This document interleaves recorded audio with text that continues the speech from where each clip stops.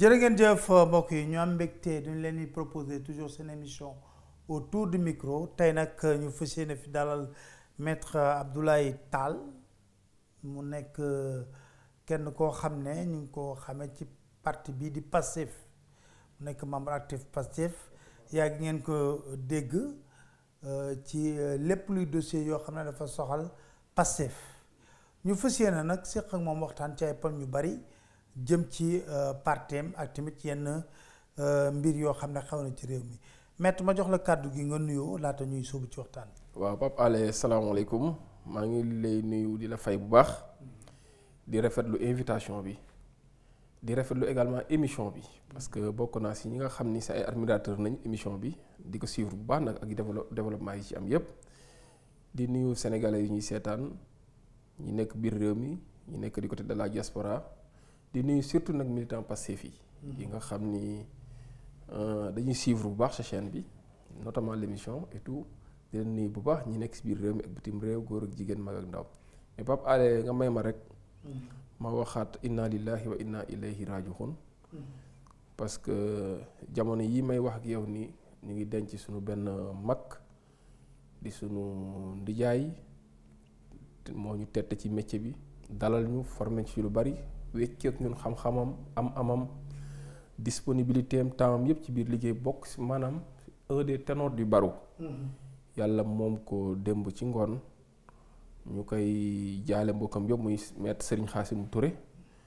il y a une semaine auparavant ñàkkoon nañ fi tamit sunu confrère maître Omar Diallo Thiès ñi denc nañ ko Thiès ñoom ñëpp si faf anam yu ñu bett xaaruñu ko woon parce que il faisait partie du décor mais également bokkoon nañ ci ñi nga xam ni ñoo téewoon liggéey bi xale yu bari di compter ci ñoom pour doxal liggéey bi ni mu waree encore une fois ma koy jàll sama mbokk avocat yëpp di ko jàll mbokk ñoo bokkal justice bi mais di ko jàll également yéen presse bi parce que tamit gis naa ni seen xarit la woon doonoo def ay jéego yu am solo quand il s'agissait de communiquer surtout yenn dossiers yi nga xam c'est des dossiers brûlants daan na ci joxe une position ba tout dernièrement gis ngeen affaire Khalifa Sall bi ak demande de grâce bi yooyu yëpp mu ñëw taxaw assumer que parce que xooloon ni xaritam des kaso moom gënalu ko daal contre vents et marées mu dem demande de grâce pour mu génne assumer lépp xam nga loolu il faut être courageux pour le faire encore une fois may ñaan yàlla may ko mu xippee aljana yàlla teg loxo ci njabootam gi mu fi bàyyi te li nga xam ne moo nekkoon mébétam ci biir liggéey bi yàlla may ñu ñun tamit bañ yàggu di ko ñaanal yàgg mu nekk suñu fier mais également mu nekk monument boo xam ne à chaque fois bu ñu naree juum rek bu ñu gestoo rek dañ xamaat fi ñu teg suñuy tànk grand Khassim ñu ngi lay ñaanal fi nga dem yàlla la gën fi nga jóge tu as été formidable avec nous tu as été un grand tu as été un des ténors sur qui nous pouvons compter yàlla nga xippee aljana jërëjëf. amin amin amin amin nit ku baax maître Khassimou Touré ñu xamoon ko mu nekkoon wóllare Momar Jong nekk mag ci man kon tamit dañ koy jaale njabootam yëpp ah léegi nag ñu dugg ci biir waxtaan bi est-ce que mbiru 94 milliards yi ak coow li ci am yëpp ak fu mu jeexee du camoufler ci yéen. bon mënta nekk camoufler ci ñun parce que ñun xam nga jamono ju ñu toll nii justice du def lu ñuy bett xam nga ku mel ni Ousmane Sonko ba mu jógee jiital ci xeex bi ak avocat yi xam nga tamit booy duggee justice dafa am noo fay duggee. ànd ak ñun ak yeneen avocat ñu dem étudier dossier bi mu def na son devoir de citoyen def na son devoir de député mais également de leader de parti politique parce que xam nga Ousmane Sonko ñëpp xam nañu am na jaar-jaar te nit ku nekk fa nga jaar foofu nga mën a dellu si booy am looy juger nga juger fa man ku may laaj daf may laaj ci wàllu àtte etu àttekaay daf may laaj ci wàllu droit foofu mooy sama domaine de prédilection mais ku xam Sonko xam ni jaar-jaaram lépp humanité mu ngi ko defoon impôt et domaine mbir mi nga xam ne moo conservé affaire des 94 milliards ci biir impôt la demoon ñi nga xam ne ay kilifa lañu ñoo ko ŋànk moom mu dem ay xibaaram ak ay gëstoom may ko mu gis loo xam te nii liñ naan lu contre les intérêts du peuple la maanaam loo xam ne du njariñu askan bi te gis na ab njublang boo xam ne moo ko lal ba gis na ni ay koppar yu dul jeex non seulement yu peuple sénégalais moom la concerné mais jot na am na lu jot a génne xam nga ko mel noonu yemul ci loolu yemul ci rek mu jot information bi yoonu ci rek mu def ay investigation mais dafa jëlaat équipe jël ñoo xamante ni seen xel màcc na ci loolu fay leen xaalis ñu dem ñu defar ko des enquêtes supplémentaires notamment sur l'historique du titre foncier xam nga loolu yëpp soubassement benn TF la woon boo xam benn famille ko moomoon mu fay ñu jox ko copie collationnée tax ku xam ko luy copie collationnée la mooy bordereau annotatique titre foncier maanaam loo bëgg a xam si titre bi rek foofu ngay dem jox la ko benn livre la mu ngi mel nga ñu le registre d'état civil boo bëggee xam nit ki situation matrimoniale am xool ndax décédé na am na jabar ñaata jabar la signé kañ la juddu kañ la kii fu mu yooyu yëpp mu ngi ci benn registre kon copie collationnée wala bordereau annotatique mooy registre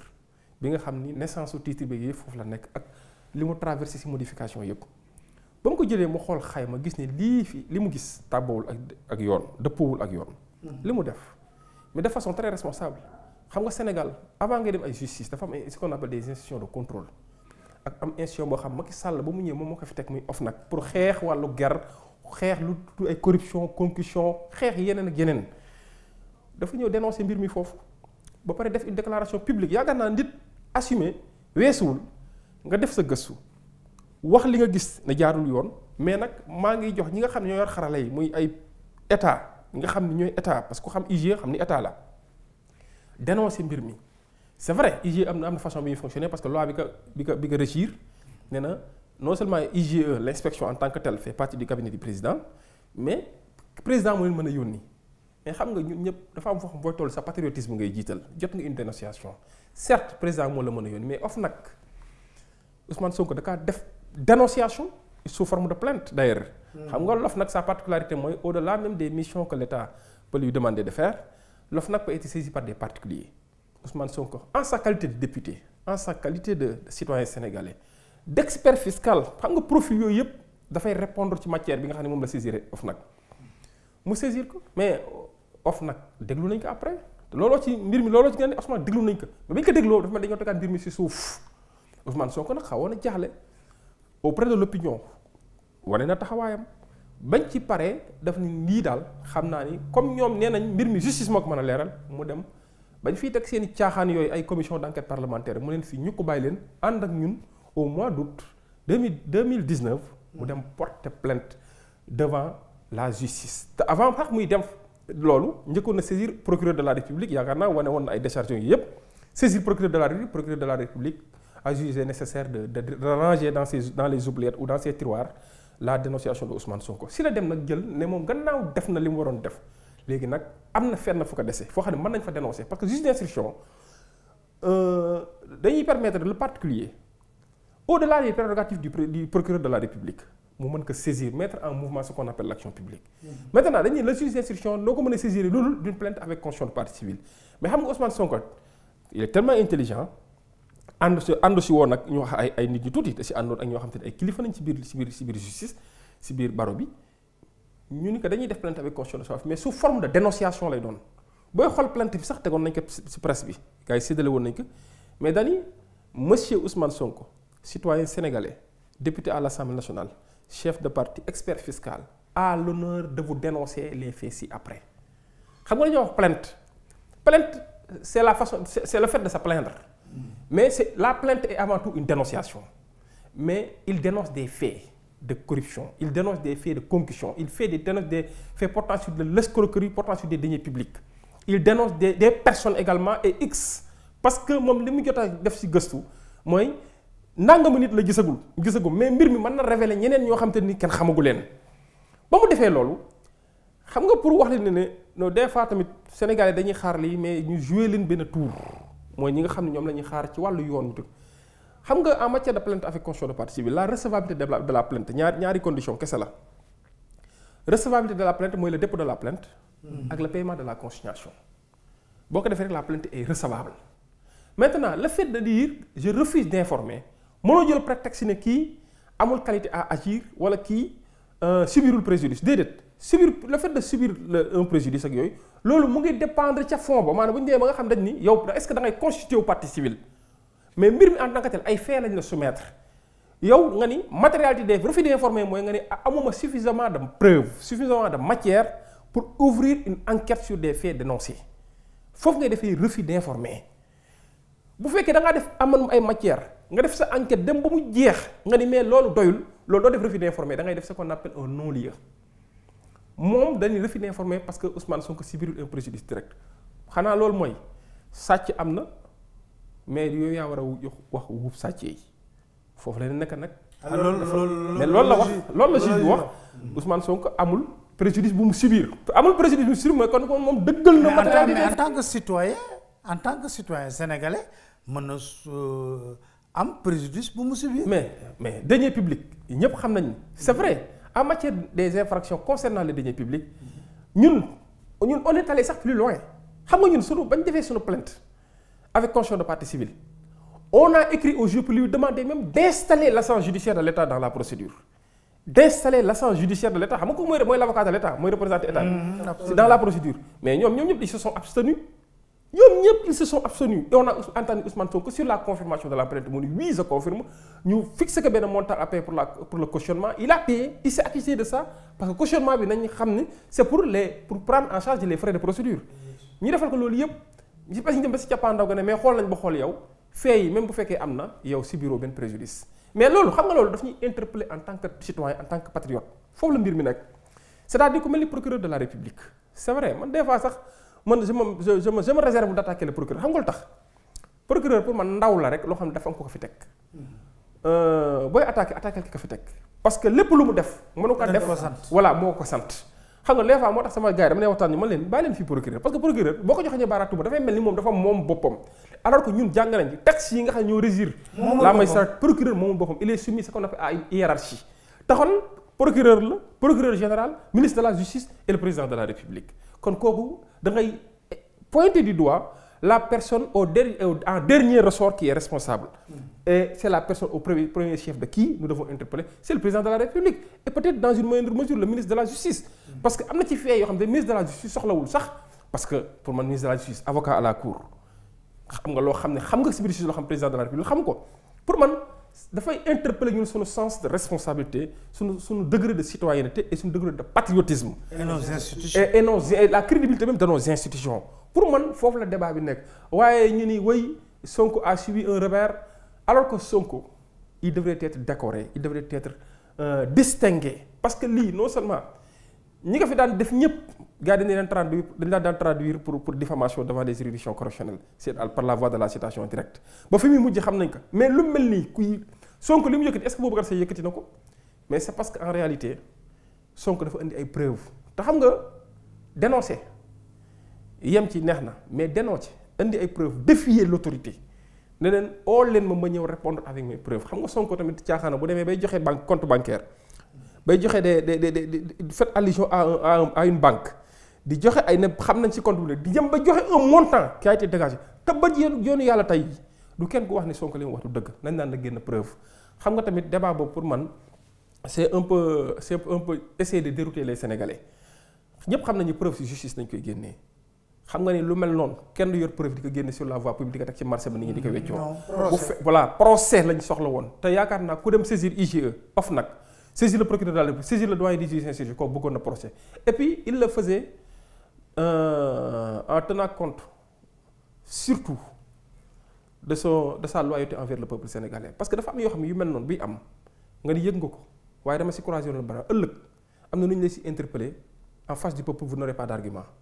te loolu la bàyyi xel loolu moo tax ñu ci def ñun tamit ñu ànd seeg moom ànd ci moom ci xeex bi te Pape Alé li ma la mënte waxtaan gàcc ngaalaama Sonko bañ amee ñu ku mel ni Sonko te buñ ci amoon ñu mel ni fukk tamit duñ ci doyal parce que Sénégal soxla na ko. très bien lan ngay tontu Maître El Hadji Diouf bi nga xam ne nee na da ngeen di inventé rek. waaw xam nga moom ndeysaan ba mu njëkkee ki ngay wax te dama bëgg sax di tudd turam parce que xam nga pour plusieurs raisons hein. mais Sénégal yi yaakaar naa xam nañ ko catalogué nañ ko ba pare. man nee naa kooku sax bëgguma di joxe sama bopp jot bu ma koy tontoo parce que koo xam ne lu mu génne saaga la si làmmiñam wax ju ñaaw saa yu wax ak Sonko dernièrement di gis naa benn vidéo yaakaar naa yow yaa leen invité woon ñoom ñaar ak keneen sax ñu fa toogoon ndekete après maa ngi envoyé Sonko vidéo bi ndekete yow yaa tooñoon kii parce que maa ngi gis moom muy wax di saaga di wax di sànni xeer alors que ñu ngi koy laaj ci ay questions bien déterminées Sonko en réponse lan la ko jox xamuñu débat bi nii lay mel parce que ñun wàllu programme moo ñu indi woon mais bu ñu xamoon ni ñii lañ fiy fekk xam nga wax yooyu boo ko waxee ko nag dafa jàpp ni daf borom xam-xam la Sénégalais fini nañ par démasquer ko amul xam-xam saaga lay def yaakaar ñu ne dañ koy topp ci manipulation bi muy def ak ce qu'on appelle la manipulation de l'opinion bi muy def ñu ànd ci moom ba mu taxee di wax man personnellement maa ngi njëkk défier maa ngi njëkk taxaw ne boo bëggee un débat public bàyyil Sonko tranquille ñëwul à un débat public vous choisissez votre télé vous choisissez votre modérateur votre présentateur ñu def débat public nga indi li nga yor ma indi li ma yor gis na si la suite dem nañ sax ba bâtonnier de l'ordre des avocats bi nga xam mooy suñu kilifa muy ko baax ndeysaan Pape Leyti Ndiaye mu ngi ciy dànkaafu di ñu invité pour à plus de responsabilité pour ñu bañ a dugg ci débat yi mel noonu xam nga kooku nit ñi xam nañ ko moo tax ba mu fi taxawee di wax ñun ñoo njëkk a taxaw ne bu fekkee Sonko li muy wax du dëgg dem leen ngeen porter plainte xam nga ñoom demoon nañ fi hyper médiatiser seen dépôt de plainte fan la mujjee ba sànq ba tey xam nga ñun ñooñu sénégalais moo tax man la ñooñu sénégalais yi ñoo leen jugé seen bopp mais xam nga ndeysaan man damay wax ni en réalité li ko naqari du ko mos a wax te li ko naqari pour man sénégalais yi la war a waxal warta wax ak Ousmane Sonko Pape Alé Niang gis nga Ousmane Sonko ba mu duggee Assemblée nationale ba tey au moins dafa am loo xam te ni ñëpp naatable nañ ko yéen journalistes yi parce que tamit yaakaar naa activité politique ba fi nekk yéen a koy contrôler ku fi def loo fi warta def yow Pape Alé Niang gis ngeen journalistes yi ni ñu ciy taxawee mais néew na bari na Ousmane Sonko ba mu duggee Assemblée nationale avec le débat l'intervention du débat dans l'intervention de Pastef dans le débat politique gis nga jeexital bi nga xam am na ci biir sur la qualité du débat sur les sujets à débattre sur les interpellations directes faites au gouvernement par le biais des questions écrites des questions orales kooku pour man bu ñu amoon ñeneen ñu mel ni te ñàkku fa nag am na ñeneen ñu mel ni ñoom ku mel ni Mamadou Lamine Diallo mais ñooñu ñu jëmmal Assemblée nationale ak ñeneen ay Cheikh Bamba Dièye ñooñu ñu ngi jëmmal Assemblée nationale pour man ñooñu dañu leen war a jël décorer leen franchement gën leen a jëmmal gën leen dooleel jéem a jël réew mi tekk suñu mel ci loxo ñooñu parce que ñooñu nag gis nañ ni ñoom ñoo mën a taxawal réew mi ñoom ñoo dëggu envers les Sénégalais ñoom tamit ñoo am le courage qu'il faut parce que nag dañoo wax ne dëgg dernier remaniement bi passé gis nga Pape Alé Niang gouvernement élargi nañu woote woon en réalité xam nañ même bu fekkee c'était un cas de empoisonné la woon en réalité dañoo bëggoon a wan Sénégalais yi ñen ñoo pare pour liggéey réew mi ak ñen ñoo pare pour liggéey réew mi xam nañ ñi toog ñooy ay leader politique ak ñooy dealer politique. voilà c'est ça xam nga loolu xam nga ndeysaan ñoom si seen discours sax dem nañ ba démasquer nañ seen bopp ils se sont fait démasquer eux-mêmes parce que ku taxaw nga ni il y a de cela 15 mois depuis les élections ñu ngi taxaw di wax alors que 8 mois en arrière am na position bu jël xam nga kooku yaa ngi dugal sa bopp kàmb mais yooyu yëpp dama ni les Sénégalais sont assez intelligents pour pouvoir apprécier certains comportements de certains acteurs politiques xam nga bu leen tuddee ay politiciens parce que tamit politicien c'est un peu péjoratif c'est quelqu'un qui fait de la politique une activité qui gagne ses revenus à partir de cette activité mais dama ne ay acteurs politiques nañu mais je les invite à plus de dignité à plus d'honorabilité à plus de loyauté surtout envers le peuple Pape Alé il y a plus de manipulation il y a plusieurs manipulations dont le peuple même est victime te loolu pour man Sénégal tollul foofu xam nga tax ñun ay états yu fragile nañ suñu économie dañuy soxe si lu bari xam nga fan yii passé yaa ngi dégg ñun ay résilience économique la ñuy wax ñu taxaw di ñu manipuler naan ay relance de l'économie bala ngaa wax ay relance xoolal sa résilience nga évaluer ko ba pare bala nga relance économie xam nga des états accomplis ñooy relancer seen économie à la suite d'une petite crise et tout mais ñun dañu amul sax une économie debout une économie soutenue xam nga loolu buñ koy dund tamit le séisme que la pandémie a créé ñaata petite et moyenne entreprise ñoo fi tëj ñaata entreprise de transport yu bari tëj nañ yeneen ak yeneen les petites et moyennes entreprises nga dolli ci li nga xam ne dette la boo xam ne c'est la dette intérieure état du Sénégal amee leen ko war leen ko fay mais on prend presque toujours au Covid pour n'honorer aucun engagement xam nga yooyu yëpp boo ko ci boolee souffrance des Sénégalais nga tëj leen couvre-feu par ci état d'urgence par là loolu ne nga dugal nañ ci sax état d'urgence kii catastrophe gestion des catastrophes sanitaires et naturelles xam nga dugal ko fi tëj Sénégalais yi dafa jot na quand même Sénégalais yooyu nga jox leen respect. nga may leen ëpp ñu respirer foofu lay wax ma ne maître est-ce que Sénégalais yi man dama jàpp de ba sama point de vue la peut-être que du ma ñenn ñi duñ d'accord ak man dama jàpp ne Sénégalais yi li leen teg yelloon nañ ko parce que xamul tax du ñu xeex foog na dañuy yóbbante galgal tëj na làmb du ñu manifester du ñu def dara lu leen Macky teg ñu nangu ko di tari sóoratul muñ. lu ko sama benn maire di wax sóoratul muñ ba pare rek xamal lan la ñuy bëgg yow maître yow yaa ñëw toog fii di leen xeexal Pape Alé dañ ko woo téléphone mu xeexal leen mais loolu tamit nag quand même ça waaw ce n'est pas l'idéal c'est vrai buñ sañoon xam nga gis nga Ousmane Sonko wax nañ leen ne ni Sénégalais di mobiliser woo di dem ci mbëkk ma bu ñu ci doon répondre favorablement aux appels lancés ici. peut-être gouvernement bi dina defaraat comportement am. nit ñi di mobiliser wu di dem ci nawetaan yi. ci yi nga xam ne c'est des activités inutiles superfétatoires xam nga yooyu noonu bu ñu ci doon mobiliser wu si à l'appel du peuple loolu si la doon ëpp solo mais tamit xam nga Sénégal dëkk bu nekk ak ni ko yàlla bindee c'est vrai dañoo tëddee dëkk boo xam te ni vitrine nañ xam nga mooy waxee rafetlu nag xam nga tamit xamaguñ ay guerre civile même bu fekkee ne sax am na guerre boo xam Sénégal. mais du guerre civile mais du guerre civile. waaw c'est vrai waxuñu sénégalais ñun kenn ñaanul yàlla. waaw guerre civile yenn tension yi. mais da ngay gis dama lay jox benn exemple xoolal fan yee passé rek tunisiens yi pratiquement pendant 5 jours ñu ngi woon ci mbedd mi di manifester mais te li ñuy manifester lu ko yées mi ngi fii ci Sénégal. wallaahi mais benn sénégalais. jaralu la lenn lu dul woo téléphone maître Abdoulaye Tall wala woo Pape Alé mais ñooñu. naka maa ngi rafetlu seen xeex. maa ngi rafetlu seen xeex moo tax soo gisee Mody Niang mun a noppi na pare na ci. waaw dëgg la loolu Pape Alé loolu moom dëgg la xam nga loolu constat la bu ñun ñëpp def la preuve am na si ay appels yu amoon solo yoo xam te ne amoon na ci ginnaaw place de l'Obélisque. mais boo xoolee dafay teew en terme de foule en terme de bien de foule mais da ngay gis ni waroon na mën a ëpp loolu mais xam nga damay wax ne rek. xam nga tamit quand on a en face un pouvoir boo xam te ni manipuler rek la ñuy nekk waxuma dara ñuy xuxatal di xuppatal et puis dem bay jël Sénégalais yi di leen jaxase seen biir xam nga des fois politiciens dañ ci am rôle bu bari buñ ci joué xam nga tey jii yaa ngi fàttaliku Mamadou Diop. foofu Mamadou Diop ba ko yàlla di. 31 janvier xam nga Mamadou Diop ñu bari xamuñu sama relation yi ma am Mamadou Diop daanaka samay loxo la faatoo jour bi ko oto bi waree je suis témoin des faits et tout. mais président de l'époque lan la waxoon. mu ni bu vent di jàll y a des feuilles mortes qui tombent. nañu waxati dëgg si ko xam ne papaam ak yaay ñu ngi def dëjëm xaj na sax denc ñu ko woon. xam nga ak yeneen fee ay nit yoo xam te nii dem leen cueillir leen manu militaire yi violenté leen les forces de l'ordre ñu dem ba sa biir ñu dañuy organiser des procès gis nga fan la mujj. da ngay dem ba gis ni sax dégg naa sax waaye Y'en a marre doon def ku mel ni Simon nga xam ne xeexkat la mais day dem ba gis ne man Sénégalais ne jaratuñ ko muy xeex yenn xeex mais Sénégal jar na ko mais xam nga ñooñu c'est en fait cri de cœur la. xam nga loolu tamit ñun ñu ci jóg et puis c'est notre rôle à nous tous ñu continuer ci lu mel di sensibiliser davantage il faut que peuple bi comprendre parce que Sonko loolu moo taxoon ba muy benn discours neex mu ni soxlawul mu populaire xam nga lan la soxla li mu soxla mooy xeex bi muy xeex mu am une masse critique bi nga xam ne moo mën a porter combat bi masse critique boobu nag dans ce cas mooy dem nekk interlocuteur envers le pouvoir te da ciy baax mais malheureusement yaa ma gën a xam avec la complicité de certains médias au lieu ñu ñëw pour jéem a yee askan bi. mais en réalité ñoom ñooy njëkk gën a jouer seen rôle au premier plan pour gën a manipuler askan pour gën leen a kii damay déglu benn son boo xam benn rappeur sax moo ko def buy wax ne bu fekkee presse bi ngeen yaakaar pour jot seen ressourcé wu ba tey yéen a ngi ciy nelaw c'est vrai y a une partie de la presse qui est responsable. Absolument. Franchement qui fait un travail extraordinaire. mais quand même y a une autre partie yéen waa presse bi sax jóg ngeen ne franchement on ne peut pas compter sur parce que non seulement ils ne font pas la fierté de la presse. mais li si gën a garaaw mooy jeexital bi mooy si population bi lay ñëw di jouer da ngay dem fu mel ni Madaxun wala nga mel ni Ndiamakuta wala nga dem fu mel ni Mbour mais da ngay dégg ñu naan dégg naa nangam sangam ñoom duñu am la peine sax de vérifier l'information pour vous dire quoi la manipulation des masses la manipulation de l'opinion loolu dafay yàgg am pouvoir nag des fois noonu lay doxee mais pour man le peuple mérite plus que ça sénégalais yi c'est vrai y a une partie sénégalais nag Pape Alé nag foofu moom il faut nga d'accord si ak man ñu ngi xeex mais xam nga da ciy baax booy xeex nga am les coups de franche maanaam au moins nga am foo sukkandiku bari na ci ku mel ni Guy Marius Sagna.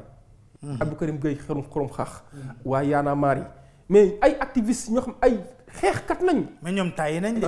mais tamit xam nga fan yi passé rek y a même pas une semaine gis naa ne ñu def benn tournée dem fu mel ni Kaolack. rencontrer Imam Ndaw la xalif de Medina Baye et tout loolu c'est une bonne chose comme venant de Guy Marius Sagna c'est une idée géniale à encourager ñenn nag ñeneen nañ jug def ni ñoom parce que dañoo soxla. parce que en réalité di nga foyer religieux yooyu dañoo bokk ci sénégalais yi nga xam ne des fois sax pouvoir bi da leen di manipuler.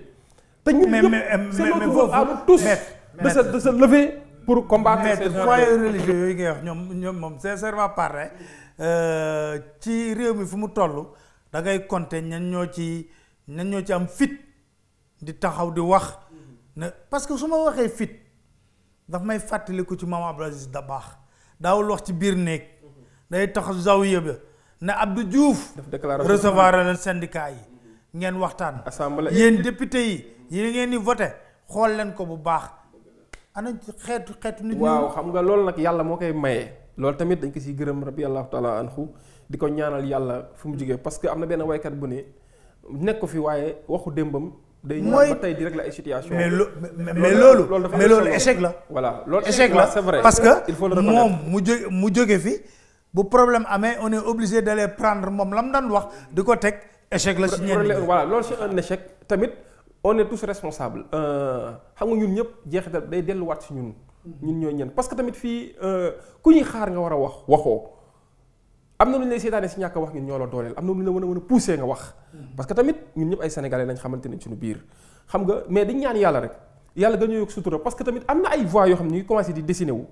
ñu ngi commencé di jóg ñu ngi commencé di xam nga pour bañ a wax ne ñu ngi commencé di fippu mais ñu ngi commencé jóg quand même pour di wax ak nii xam nga fan yi passé ba ma déggee le xalif de Léona Niassène. dégg ñeneen ak ñeneen mais damaa gis ne voilà ñii ay voix autorisées nañ gën di wax parce que tamit dafa am foo xam fooy toll peuple bi day jaaxle te ñun ñëpp yàlla dafa def Sénégal dañu am kilifa xam nga su ma nee kilifa suñu kër yi d'abord dañuy commencer ndey ak suñu bàyyi dañuy bàyyi xel ci li ñuy wax avant ñu génn kër gi mais également sëriñ ci dafa am fu ñu leen teg. absolument c'est là où je suis d'accord avec toi. yow bu ñu demee ba nga xam ne kii dafa laa jëf kii dafa jël ni kii sama kilifa la si géñoo dafa sama kilifa la si deret mais kii dafa jël ne yow sama kilifa nga daanaka si ruu parce que dafay dem da lay jébbal boppam kooku dafa am foo xam bu fa tolloo si jaaxle da ngaa war a jug taxawal ko jëmmal ko parce que en réalité ñoom seen kilifté bu amee doole loolu kese moo tax mu am doole kàddu bu ñu leen jox la encore une fois may ñaan yàlla appel bi nga lancé ni ñoom ñu dégg ko am na ñu ko dégg seen biir famille mais xoolee bari na ñoo xam bu ñu nee bi jug sax gars dañ leen jéem a jatangal bañ leen a jox leen benn doole pour ñu génn exprimer wu mais da nga gis na si biir foyer religieux nga gis mbir mi mi commencé mel ne luy juddu xam nga fan yi passé yaa ngi dégg benn audio bi circulé ñu prêté que ñu attribué que Moustapha Cissé Lo lan la wax il insiste beaucoup sur la place des marabouts des chefs des foyers religieux na leen dugg leen mais su fekkee la jeexalee lii xeeñ neexu ko gis na mu ngi sentir benn réveil boo xam ne bu jógee xaj na li muy jur si ayib kenn souhaité wu ko. foofu nag lu ñu ma def rek mooy comme ñun ñoo bokk ñun Sénégal te suñuy ndijaay ak suñuy papa ak ñëpp bokk li ñu bokk c'est vrai bu ñëpp jógee li comme jàkka la rek jàkka ji li muy bëri nii yëpp kenn rek moo mën a jiite. peut-être kàddoom nañu dàgg bu kenn allah ba ki kay jottali ngay déggaat kàddoom doo dégg yeneen kàddu yi société tamit noonu lay doxee mais encore une fois may ñaan mu am benn déclic bu muy créer surtout si askan bu xamee ay problème dafa am surtout jamono ji Sénégal li muy traversé Pape Alé man pour man li fi jaar ci scandale financier waroon na interpeller quand même les foyers religieux dañ cee war a addu El Hadj Abdou Aziz Dabakh ku xam. est-ce que den ci addu parce que ñoom it li ñuy wax tamit te kenn dina naqadee miin am nañ seen i homme d'affaires. waaw bari na ci. am na ci ay politiciens yoo xam ne. ak ay acteurs marché sëriñ bee tax. am na ci ay acteurs politiques. waaw ñoo xam te ni fu Ousmane Sonko waxee suba ñu xëy te nee nañ ñoom ay religieux di mbubboo seen i talibé et tout. xam nga loolu tamit moom laa la wax ne la responsabilité bi ñun ñëpp day nekk une responsabilité de tous. moo tax ñun suñu rôle bi ñu mën a jouer xam nga Ousmane Sonko dafa ñëw ñu mës a ànd maa moom ñu waxtaan. man ni ko del saytu sa kaaraange del saytu yeneen na nga xam ni sénégalais yi tamit des fois dafa am fu muy toll ci combat bi jaratu ko mënu ma non dañ continuer xeex bi parce que taal la ñuy dund ni as tuut neex na neexul dafa am ñoo xam peut-être dañoo sacrifier ba légué ñu ko mais ñun di jéem a dañ lay jéem a légué des lendemains meilleurs à la prochaine génération xam nga wax jooju dafa xóot te am na ñu siy sukkandiku sax day mel ni c'est philosophique ñu siy dugg xam nga état boo gisee benn esprit de vie la muy religion muy leneen esprit la buy circuler loolu la nit ñi di épouser papa yaa ngi fii toog jàng nga alxuraan man jàng naa alxuraan soxla woo fi teg fi Coran pour xool li mu wax déjà xam nga esprit bi alxuraan prôné yow loolu ngay dudd état noonu la mel xam nga boo gisee ñu mel ni les anglais xaw ma tuddee man maa leen ko tuddee li ma wax ni ça n'engage personne ça n'engage que moi dama leen tuddee les nobles d'Europe xam nga tuddee les nobles d'Europe Angleterre est-ce que xam nga amul constitution écrite amul ko xam nga nee nañ coutume mooy seen constitution coutume xam nga il faut être un gentleman pour coutume ñoo ne xam nga coutume mooy lan ñëpp xam nañ li yanu maanaa fii ku fi def naka sudul noonu mu teg la ci yoon te yoon boobu ñëpp xam nañ ni li yanu maanaa maanaam soxlawuñu ñu koy bind mais xam nga ñooñu il faut être un gentleman pour se comporter de la sorte. mais wala boo demee fu mel ni États-Unis seen constitution depuis combien de siècles kenn ñi moom la taxaw di jéem a modifier naan ay laajal Trump voilà ak Trump ku ko xam fu mu jaar ak yëpp mais kenn ba mu fi taxawee ne il est indéboulonnable kenn du ko génn Maison Blanche ak tout c'est une administration neutre qui a organisé les élections ñu ko génnee nekk écoute vous cédez la place sa morom ñëw. mais man damay jaaxle xam nga taxul maître may jaaxle ci benn mbir chaque jour damay dégg sëriñ si ñu ne waaw yàllaa ko fi teg man ko mais waaw yàlla bu ko fi tegee est-ce que da ko fee teg tamit na ko pour mu sàcc xaalisu réew mi wala mu jël xaalisu réew mi di ko joxee ni te yàlla loolu la ci boole. waaye dama ni d'accord nañ ñëpp xam nañ ni ku yeewu sa kër sa xëy sa bureau yàlla la neex. mais fii kala fee dem élection présidentielle tu as fait le tour du Sénégal. wax ak sénégalais yi mais bañ ñëwee bay compter waxuñu benn loxo yàlla ñaari loxo yàlla dañoo wax benn voix sénégalais ñaari voix sénégalais ñetti voix sénégalais xam nga dañuy wax naan li ñëpp wax loolu la yàlla wax xam nga li ñëpp wax dafa am benn waaju dégg olof benn saalum saalum mu ni li ñëpp bu ñu naan yàlla mu ngi ci baatu ñëpp du ñëpp à l'unanimité sax en réalité mu ngi ci baatu li ñi ëpp. muy majorité. xam nga te yàlla dafa wax ne yéen li ngeen di voté muy seeni loi bopp man d'accord naa ni sama loi la parce que yéen application bi yéen la concerné jeexital bi tamit si yéen lay ñëwaat. xam nga moo tax boo ko jëlee dafa c'est trop simpliste nga ni yàllaa ko fi teg yàllaa ko fi teg sénégalais yi ñoo la fi teg mais ñëpp xam nañu yàlla ak sénégalais yëpp benn la. Sénégal ñoo teg parce que boo dee bay rendre compte devant les sénégalais ngay rendre compte te loolu dañ ci war a bàyyi xel. dañu bëri jël les déclarations pour ne pas dire utopistes mais les simplistes des justifications simplistes pour alors essayer de maintenir les Sénégalais dans l'obscurité dans cette ignorance nañ leen wax ne vous devez rendre compte vous avez juré devant le peuple à se conformer à la Constitution vous devez rester loyal envers le peuple vous devez rendre compte au peuple sénégalais une fois que vous n'êtes plus là xam nga loolu noonu il faut tamit ñu delloo ci waat nit ñi ne leen en réalité l'homme le plus fort c'est le peuple. Absolument. Mais ce n'est pas le président de la République ni son ministre de la justice ni les forces de l'ordre. lan ngay tontu reproche bu ñuy def Pastef ne c'est des jeunes fougueux ñu ngi ci réseaux sociaux yi am di saaga nit ñi ku wax Serigne Cheikh ñëpp ñuy saaga nit ñi lan ngay tontu. waaw xam nga saagakat yi nit ñi xam nañ leen yaakaar naa Ousmane Sonko ba mu fi commencé di def ses sorties di commencer ses activités politiques et tout fii saaga jóge ñoom xam nañ ko te ci camp présidentiel la jóge. kon ñooñ xam nañ ñooy saaga benn yow dégg nga fi ñoo koo xamante ne man dañ maa fay. pour may gérer ce qu'on appelle les répondeurs automatiques de l'APR mooy ñi nga xam ne ay saaga rek ci réseaux sociaux nañu di saaga maintenant xam nga man li may wax chaque jour rek xam nga les réseaux sociaux c'est des espaces ouverts kenn xamul kan moo nekk derrière son écran ou derrière son clavier di bind et tout dafa yomb trop ñu ni c'est Sonko qui domine parmi les jeunes au sein des jeunes c'est Sonko qui domine Sonko à la jeunesse avec lui Sonko moo contrôle les jeunes yi nga bëgg a taxaw ne tout ce qui se dit au niveau des réseaux sociaux rek ce sont les jeunes donc c'est Sonko ça c'est trop simpliste xam nga au moins Ousmane Sonko a eu le courage taf kenn defu ko fi nag benn acteur politique ñëw taxaw réfuter cette accusation ba pare inviter ses militants sa jeunesse ne leen bu fekkee am na ci yéen ñoo nga xam ne dañoo dérouté de démb dugg ci yu mel noonu maa ngi lay inviter à plus de responsabilité mais li mu gëm te mooy leen accorder la présomption de bonne foi mooy du ñoom te nañu wax ne dëgg Pape Alé xam nga tamit jeune dañ ni jeunesse bu xare doon jëmm jeunesse mooy jaasi bi kon jeunesse dafa am solo ci marche bu réew jeunesse dafa am solo ci révolution réew fii révolution yi fi am yëpp ay jeunes ñoo ko déclenché ba si le peu d'alternance bi ñu am fii boo demee ailleurs ay Tunisie Mohamed Bouazizi boo demee fu mel ni ay nga xam ay dictateur Hosni Moubarak indéboulonnable ay xale yi ndaw ñoo jóg nekk la marche du pays yoon bi mu jël baaxul ñoom ñu jël seen responsabilité daaneel dem Yémen feneen Syrie ba tey guerre mu fa am ay xale ñoo jóg du ay mag de 60 ans des personnes du troisième âge ñoo jóg kon ku ñëw taxaw yaakaar ni xale tekkiwul dara ci réew wala xale waruñoo jóg c'est parce que da ngaa laajoon Ablaye Wade ba mu ñëwee en 2000 li mu waxoon dañuy gannaaw yàlla jeunes yi ñoo ma fal te effectivement les jeunes la preuve Pape Alé xam nga foofu tamit waxtaan moo ko ni il faut ñu wax ko élection présidentielle yi passé primo votant yi ñu xañ ñi voté ñaata lañ 1,3 million d'abord les législatives la leen di njëkk ak Macky Sall ne duñ voté ñooy yaay ne duñ voté parce que ñoom defoon nañ seeni sondage ñoom xam nañ déjà les primo votants jeunes la plupart du temps à 95% ils sont contre le pouvoir te ñoom def nañ seen enquête na ñoom Sonko lañ nar a voté xam nga tey jii des premiers sondages yi ñu génnoon Sonko yóbbu ne noonu deuxième tour te man loolu laa gëm xam nga ces élections il y a plusieurs manières de voler des élections empêcher à quelqu'un qui a le droit de voter lui empêcher de voter mais ça c'est du vol parce que vous lui avez volé sa carte sa capacité de voter son droit de vote c'est du vol loolu boo ko dolli woon ci score bi nañuy def mais tey jii ay 50% doo ko dégg ak ay 15% di nga dégg peut-être fenn 40% mais di nga dégg ak 30 et quelques %. Mais ñooñu dañoo taxaw ne duñu voter mais deuxièmement ñi organiser woon élection yi pour wax leen ne la jeunes yi dañoo am seen place te dañu leen war a gën a respecter boo demee fu mel ni diaspora bi mais dañoo modifier la carte électorale. un peu 4 mois avant les élections ki nga xam ne dafa inscrire woon Paris xam nañu fii kat Sonko am na fi doole wala Italie yenn dëkk Bergamo Sonko am na fi doole nga fexe ba décourager ko parce que ñoom dañoo si à partir des parrainages dañu amoon information yëpp parce que fu ñu jàll ak ñu ne fii Sonko lañ parrainé kon ñoom am nañ déjà une idée fi nga xam ni Sonko nar dafa rafler avec des scores soviétiques à la soviétique.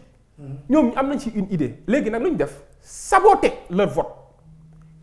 ki inscrit Bergamo nga yëkk à 200 kilomètres de Bergamo nga ne ko non finalement fu ngay voter xam nga ko il faut mu am volonté peut-être bu voter am na ñu ko jaral mais am na ñu ko jaralul. mais loolu maître ba mu amee dama na diaspora bi consulat ambassade envahir leen. waaw xam nga non xam nga du see xeex boo koy def da nga koy ñeme mën ko damay dugg ci consulat dem sa ambassade yi bloqué ko ak luñ ci bindi xam nga tubaab États-Unis ba les Sénégalais bloqué kii bi ñëw na suñ carte lañ soxla mais bañ wooyee seen policiers yi. tout à fait policiers yi dañ leen wax policiers yi ne leen non yéen a nekk faute jox leen ñi seen i carte. tout à fait xam nga loolu xam nga li nga wax dëgg la mais bii passé ils ont un peu pris les Sénégalais au dépourvu surtout les Sénégalais de la diaspora loolu moo tax ñu si bari le jour du vote lañ ñëw pour voter ñu ne non vous ne votez pas ici. avant ñuy xam sax ne changé leen réew il a fallu que cette application boobu ñu defoon en ligne nga dem vérifier ni que yóbbu nañu dëkk boo xam ne c'est distant de plus de 200 kilomètres xam nga c'est vrai 200 kilomètres Sénégal c'est trop mais boo ko defee yeneen dëkk yu mel ni ay dëkk yu développé yi bon dala koy jaral bu dee da nga yor esprit Sénégal te dala ko bañ jaral mais xam nga yooyu yëpp dëgg la mais dañuy waxante leneen Pape Alé le jour de l'élection présidentielle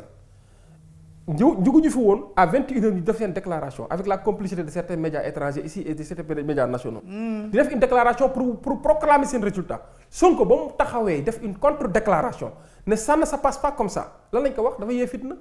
mu ngi yónni xale yi pour ñu taal médias yi dem nañ ba koy jaxaseeg benn média boo xam te ne ku mel ni El Hadj Ndiaye sunu grand frère. El Hadj Ndiaye di ko jaxaseeg moom alors que li ñu doon wax dara bu ci dëgg Sonko waxu ko. xam nga tey jii ko waxoon loolu ne Sénégalais génn leen ngeen attaqué ambassades yi ngeen ko nangam sangam tey jii ñu jéem nag am dëgg ne voilà waxoon nañ leen kii ban genre la mais Sonko étant responsable serein ba pare surtout nag li ma si gën a neex muy gëm yàlla gi mu gëm yàlla mu ni nañ déglu rek bu kenn yee fitna la preuve Pape Alé pour mu wax la ne Sonko du yéekatu fitna am na fi jamono manifestation amul fi mooy da nga fàttali lors des parrainages là bañ ñee boucler yenn une partie de l'opposition génne ne nit ñi génn rayante yooyu lan leen fàttali le 23 juin ak ngeen ñaata nit dafa dee ana ñooñu fa seen dossier mujj mu ne moom si cela ne dépend que de lui bu kenn génn moom li mu war a xeex à l'Assemblée nationale te ñëpp gis nañ ko ba mu taxee ci pupitre bi xeex na fi mu war a xeexee xam nga débat civilisé yooyu combat civilisé yooyu ba keroog nag wàcc si mbedd mi jar ko nag dans ce cas ñun passif. kañ la koy jot bu laajee. loolu moom ñu ngi analyser troisième mandat bi ñu ngi analyser situation bi te bis bu jotee xam ne kenn ñu jiite ci terrain bi. bu laajee troisième mandat bi ngeen wàcc. ñun xam nga ñu dañoo jàpp ni du laaj troisième mandat parce que moom cette passe sera définitivement tournée en 2024 parce que Macky Sall man damaa jàpp ni deful sax ci xelam géntu ko nelawaalewu ko te sax gëm naa ni sax li ma gëm ba gëm ko mooy ku taxaw sax ci suuf di ko jéem a ci encourager daf la war a dàq man góoma ni Macky Sall ñeme na. mais li ngeen di wax noonu maître seetlu leen président Macky Sall. waaw président Macky Sall dafa am benn affaire boo xam ne yéen dafa mel ni du wekk du respect. ci sénégalais yi lim bëgg a def moom wax na ko nee na lim bëgg a def kenn mënu koo teree def. mais na bàyyi xel ji nga loolu day toog di ko wax rek mais gis nga Pape Alé yàlla dafa def xam nga fii ak élection yi di ñëwaat peut-être des na tout du temps d'ailleurs loolu moo tax ñu ko comprendre bu dee am na fit na organiser élection locale pour mu xam ne Sénégalais yi tourner le dos na organiser élection législative bu seen mandat jeexee pareegul pour loolu parce que en réalité ñoom jot nañ ay information xam nañ ni le peuple leur a tourné le dos xam nañ ni pare nañ ci forcing nag bis bu ñu ko defee nañ xam ne nul ne peut être plus populaire que le peuple mais nul ne peut être plus fort que le peuple te li ma leen di wax rek mooy te conseil bu ma leen jox di leen lancer un conseil un appel bu si jotee joxe leen réew mi si jàmm Pape Alé damay wax ni réew mi ku jàpp da nga ciy teg bakkanu sénégalais yi pour jëlaat pouvoir bi jàppal ne sénégalais yi sax bakkan lañ ciy teg pour jot seen souveraineté loolu laa bëgg ñu xam ko te ñu xam ne sénégalais ñoo moom réew mi bàyyi kenn moomul réew mi fii du sant bu moom réew mi par accident boo ñëwee au pouvoir par accident ou par effraction nga jéem a amaat deuxième mandat na ngay kim di fàttali li Abdou Diouf waxoon il faut savoir quitter le pouvoir pendant qu'on vous aime xam nga lu garaaw mooy nga dem bay quitter le pouvoir nit ñi bañ la te nag yaakaar naa germe yooyu ñu ngi commencé di am dem ba nit ñi di la jàppee noonu xam nga Ousmane Sonko day wax ne passif on a intérêt à être très prudent ci lu bari lu ñuy def pourquoi mu ni parce que en face adversité la woon politique mais nekkatul adversité animosité ak inimitié politique dafa am loo xam bu fa tolloo ba nga gis noonu sa potentiel opposant moom ngay xoolee bët boobu fu man kooku bëggul jàmmi réew mi te nag ñoom bu fekkee bëgguñu jàmmi réew mi ba nag bëgg a def taal réew mi ñun jàmmi réew mi jaral nañu lépp luñ taal ñoom ñoo ci lakk loolu moom laa bëgg ñu xam ko. très bien seen levée de fonds bi da ngeen doon blanchir wala levée de fonds bi. waaw xam nga loolu moom. yaa ñëw da ngeen weexal xaalis de. weexal xam nga ñoom ndeysaan xam nga ñoom noonu lañ mën a waxee parce que dañoo tiit ci nelaw Pape Alé may gërëm encore une fois les militants de Pastef et les sympathisants surtout les nationaux les nationaux c'est-à-dire ñi nekk fii ak ñi nekk au niveau de la diaspora damay wax surtout la diaspora Pape Alé voici des Sénégalais qui sont dignes mais très reconnaissants envers leur leader Pape Alé yaa ngi fàttaliku ba ñuy rajo Ousmane Sonko. Appel à la solidarité ñoom ñoo ko fi njëkk a def des fonds venant des États-Unis ou xawma du Canada. En un temps record ils ont mobilisé beaucoup d'argent nekk lii lañ gis ndax ñu doon jëmmal ñun sénégalais ñu def la lii duñ la seetaan ngay bañ a joxe dépense sa kër. Sonko dafa nekkoon au chômage bañ ko radié au niveau des impôts et domaines xam nga ñooñu ma tax te boobu ba léegi ñu ngi wane seen taxawaay si biir parti bi. élection présidentielle yi passé yow gis nga ni buñ mënee sax ba mën a campagne. c'est parce que les Sénégalais de la diaspora ñëw nañ jàpp si financièrement ñëw jàpp ci xeex bi demoon nañ sax ba yéen journalistes yi ngeen bind ne waa parce que amatuñ xaalis dañoo dem ba kaw la xaw ma bloqué foofu nangam sangam ay nit yu réactif mais debout et déterminé jug taxaw loolu moo tax c'est l'occasion de leur encore rendre un hommage mérité seen liggéey rafet na. xam nga nag pour wax si levée de fonds bi heureusement que y a la loi sur le financement des partis politiques qui nous a sauvés xam nga ñun Pastef duggul lu ñu bëgg a dugg rek dañ ciy dugg nii rek à la va-vite wala de façon épidermique non li njëkk a wax te c'est là où Pastef est responsable texte yi ko régir d'abord la ñuy teg analyser ko pour éviter quoi pour gars yi tegañu ay ndëgg sërëx bu ñu ko analyser ba pare ñu xool li ñuy yoon may ñu def ko nag Pape Alé nag li ñu yoon may bu ñu koy def dañ ciy dem ba jeex ñun dañoo am suñu militant Ousmane Sonko xool record yi mu def en termes de suffrage au niveau de la diaspora États-Unis Canada France Italie Espagne Allemagne Suisse nga xam ne ba nit ñi di voté fii jamono jooju ci résultat yi mu ngi wàcc te ne Ousmane Sonko gagné na fa ku xam ni ñooñu dëkk yooyu li fa am li ñu fa am si ay militants li ñu yoon may dañ ciy dem ba jeex ñun ñoo woote te c'est un long processus qui a été déclenché depuis le début depuis des mois si lañ wax campagne de levée yaa ngi fàttaliku am na anniversaire bi juste après les élections anniversaire bi ñu defoon fii wax ni dañoo soxla tant de milliards pour le parti pour les activités du parti bañ ko waxee ba pare mais ñun dañoo ubbeeku wax suñu militants yi ku am sa dërëm sa poche lamb sa dërëm joxe ñiy joxe wallaahi am na si ay étudiants yoo xam ne seen bourse lañ xaar bañ jot si dem joxe seen participation ay jaaykatu caaf téeméer ne ñoom Pastef lañ bokk joxe seen xaalis ba demee ba nga xam ni jour bi nga xam ne moom lañ war a lever fonds yi suñu coordination yëpp ñu woo leen ñoom ñëpp ñu nekk en alerte ku ci nekk li nga mobiliser nga wax ko ñu def benn application Kopar boo xam ne transparence moo ko tax a jóg ku ci nekk dugal taxalal doo gis sax ñu ne ab individualité moo joxe nangam toujours coordination départementale tel coordination départementale tel coordination Italie coordination France coordination États-Unis coordination Canada ñoom ñëpp ñu joxe jóge ci ay militants mu transparent xam nga loolu nag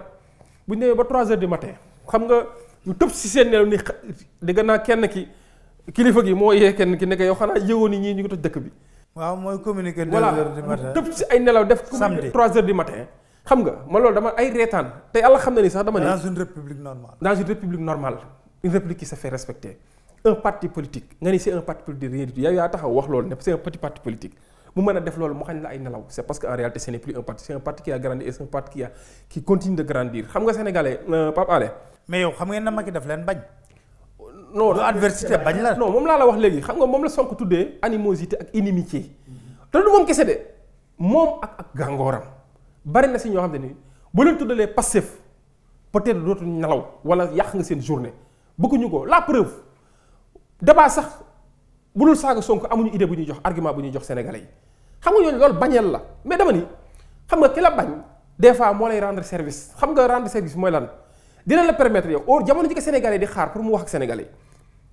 moom dina wax ba wax lu ko bu sénégalais di xeebee yow nga ñëw déroulé jàll mooy nga ñëw def sa communication jàll. man loolu laa gëm te bu ñu yaakaaree ñu bañ ñu préparé wuñ ci woon ñoom ñu ngi nax seen bopp mais bu ñu yaakaaree ñu bañ ñi mooy tax ñu découragé ñu ngi si ay nelaw dama la bëgg xamal Pape Alé yaakaar naa Pastef ba mu juddoog léegi néew na bari na macha allah li fi def si at fekk na fi ay parti def nañ ci at boo xam bu doon ay kii bu mag ñu ne ab paa ak ab xale mais jamono jii débat politique bi débat d'idée bi démocratie je pense que Pastef nag mu ngi si wàccoo ak sénégalais yi. lu tax ngeen jógee coalition jot na. waaw xam nga coalition jot na. yaa ngi ñu ne yéen da ngeen kii quoi. non loolu. xam nga ni comme PAM. nu mu yëkkatee waaw xam nga coalition jot na ba coow li jógee xam nga coow li kañ la jóg juste après le remaniement. ak gouvernement élargi ñu dem ba sa biir ne y a des gens qui ont quitté am na sax ñu wax ne jot nañ leen a kii xam nga Ousmane Sonko dafay bëgg a mettre à l'aise tout le monde xam nga tamit coalition jot na pour man àndu nawle te si ba tey ji biir coalition jot na am na ñoo xam ba tey ji ñu ngi nekk ak ñun bari na sax si ay organisation yu nekk biir coalition bi ñun ba ñu génnee nañu ñun la ñuy àndal dañoo ñëw dugg ci biir def fusion ak Pastef xam nga loolu c'est une bonne nouvelle mais xam nga toujours rek génn bi dama wax noonu foofu dama bëgg ñu xam ak xool ak un regard positif xam nga tey ji loo xam ne nii yow moo ko jiite woo ko àndu nawle la yéen ku si nekk dafa indi dooleem teg ñu dem ba sa biir ñu ne am na ñu commencé di rocceeku di def naka su naka loo xam te ni peut-être tàgguwuñ la ci mais la meilleure façon de le mettre à l'aise mooy boo nekk man génn naa ci ku si nekk moom boppam te teewul nag bu ñu waree ànd ëllëg ñu àndaat ñoom ëllëg. te loolu tamit da si am solo nee na dootu leen jàppale de. waaw non nee na ñaan waxu ko nag nee na ñaan waxu ko. non lire naa ko ci presse. waaw loolu ñaan loolu il paraît que y a une certaine presse qui a écrit mais peut-être ñaan dans les prochaines heures. dina rectifier man te gëm naa lool sax parce que man le connaissant xam naa ni c'est un gars entier. waaw c'est un gars entier c'est un gars qui est. non sincère et bien aussi. voilà parce que je l'ai reçu. voilà man lire naa kii bi lire naa intervention bi yooyu yëpp gisuma fu mu ko waxee. c'est vrai que xam nga yaa ma gën a xam presse bi des fois une certaine presse pour li naan on prêche le faux des fois pour avoir le vrai. non mais ñaan le connaissant ak relation yi nga xam ne am na ko Ousmane Sonko ak tout. xam nga koo dem ba def ko sa directeur de campagne je pense que am na foo ko teg. te poste directeur de campagne. yaakaar naa mu ngi mel tey ñu doon dem élection mu am vice présidence ñu ne kii mooy sa colistier kii mooy sa vice président dafa am solo parce que question de confiance la c'est l'image du candidat que tu reflètes que tu gères loolu moo tax le directeur de campagne stratégie yi ñuy déroulé yépp daanaka booy xool moom moo koy teg kon ki la ko def je pense que am nga njukkal lu rëy loo ko doon man nag j'ai une bonne présomption sur Abdoulaye Niane li ma ko xamee il est honnête xeexkat la jub sax moo tax moo Ousmane Sonko ñu xaw a am trajectoire même trajectoire au niveau des impôts dem nañ ba sa biir gisatuñ seen bopp ñu génne te pourtant mënoon nañ faa toog ak teraanga yi dul jeex comme ni ko seen ñenn morom di amee mais peut-être yàlla ëllëg seen njaboot ak peuple yi moo leen gën a loolu yëpp te loolu daf ci am solo Pape Alé moo tax may wax ni coalition jot na c'est-à-dire c'était une façon pour Pastef de mettre à l'aise tout le monde mais teewul en parfaite intelligence ñu ngi gérer les rapports en parfaite intelligence et avec une grande prudence tamit ñu ngi bàyyi xel ëllëg te loolu tamit dafa am solo ci politique parce que dañ ne jigéen la joo xam te ne day xëy rek wasin doo gis ëmbam. dëgg la merci beaucoup maître Abdoulaye Tall waxtaan wi neexoon na. jërëjëf sa kàddu gu mujj la lay doon. waaw Pape Alé may wax jërëjëf rek di rafetlu émission bi. c'est vrai que yàgg naa rêvé bëgg fi nag. parce que c'est vrai que amoon possibilité mais bi yàgg naa toog di seetaan naan kañ lañ may invité fii. parce que tamit c'est une bonne tribune. C'est une bonne tribune pour wax ak le Sénégal mais également avec les Sénégalais. gis nañ fi débat yi nga fi def yëpp qualité bi mu àndal niveau bi dafa jóg te loolu la Sénégalais yi soxla Pape Alé nañ bàyyi saagante bi ci mbedd mi nañ bàyyi saagante assemblée nationale Ousmane Sonko du nit kuy taxaw di uyu député yooyu noonu nga xam ne nelaw ak tàccu lañ fa nekkee si débat de bas étage yi je pense que luñ ko mayul mu wax ko Pastef dina am occasion pour wax ko mais fu mel ni si seen tribune yi te loolu ñu ngi koy rafetlu di ñaan yàlla tamit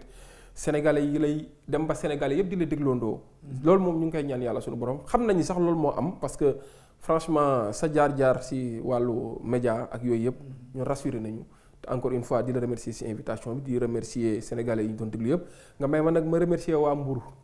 waa Mbour xam nga man Mbour laa dëkk fa laa soxee ko te su ma nee Mbour. di nga fa yëngatu ci local yi bu baax sax foofu mooy sama kii. di yëngatu foofu bu baax sax d'ailleurs fu mel ni Mbour Tefes ko xam Mbour Tefes. xam naa Mbour Tefes foofu la lébu yi dëkk foofu laa juddoo yaroo fa màggee fa di nuyu waa Mbour Tefes yëpp di leen sant di leen gërëm di jaale ñi nga xam ni seen i doom dafa des ci géej gi parce que bari na si ñoo xam te ni seen i doom dañoo des ci mbëkk mi di massaw ñi nga xam ni seen i doom dem nañ xamuñu si luñ nekk ñi nga xam ni tamit xamuñu sax seen doom suñu nekk jamono ji amuñu benn nouvelle xamuñu yegg nañ xamuñu yegguñu ñoom ñëpp di leen massawu di leen ñaan ñu gën a dal ñu bàyyi nañ delluwaat si géej gi c'est vrai sacrifice nañ géej gi jaay nañ géej gi mais nañ gëm yàlla te xam ne yàlla jeexul incha allah Pastef Ousmane Sonko dinañ ñëw defaraat lépp incha allah. incha allah jërëjëf maître Abdoulaye Tall di sant di gërëm ñëpp leen dig dajee seen beneen émission autour du micro incha allah.